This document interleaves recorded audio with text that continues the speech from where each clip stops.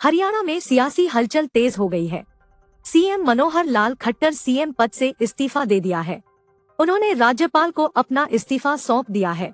BJP के नेता कंवरपाल गुर्जर ने कहा कि सीएम और पूरी कैबिनेट ने इस्तीफा दे दिया है और राज्यपाल ने उनका इस्तीफा स्वीकार कर लिया है।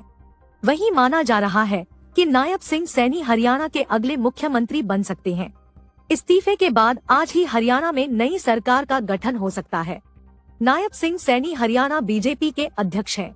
इसके अलावा सैनी कुरुक्षेत्र लोकसभा सीट से सांसद भी हैं। हरियाणा सरकार में मंत्री रहे, साथ ही 2014 से 2019 तक विधायक रहे।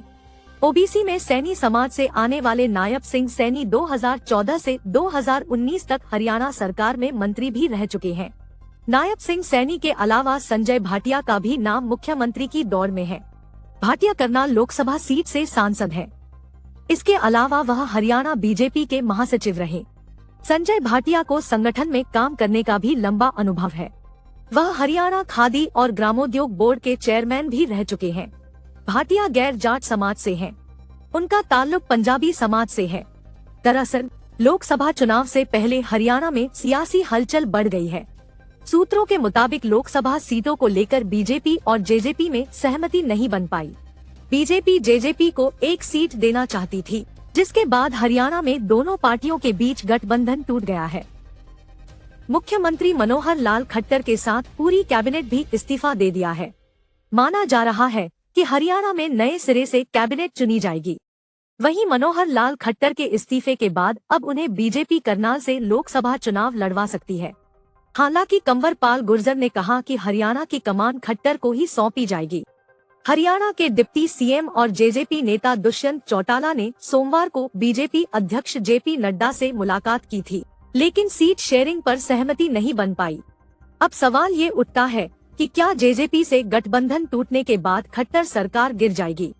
ऐसे में विधानसभा का गणित क्या है, ये जानना अहम हो जाता है। हरियाणा विधानसभा में 90 सीटें हैं। बीजेपी के पास 41, जेजेपी के 10 और कांग्रेस के 30 विधायक हैं। इसके अलावा निर्दलीय 7 हरियाणा लोकहित पार्टी 1 और 1 इंडियन नेशनल लोकदल का विधायक है।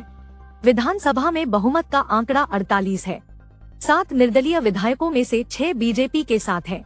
गोपाल कांडा की हरियाणा लोकहित पार्टी भी बीजेपी के साथ है।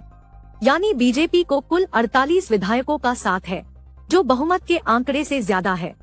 उप मुख्यमंत्री दुष्यंत चौटाला ने सोमवार को दिल्ली में बीजेपी अध्यक्ष जेपी नड्डा से मुलाकात की थी। इसमें सीट शेयरिंग पर सहमति नहीं बनी।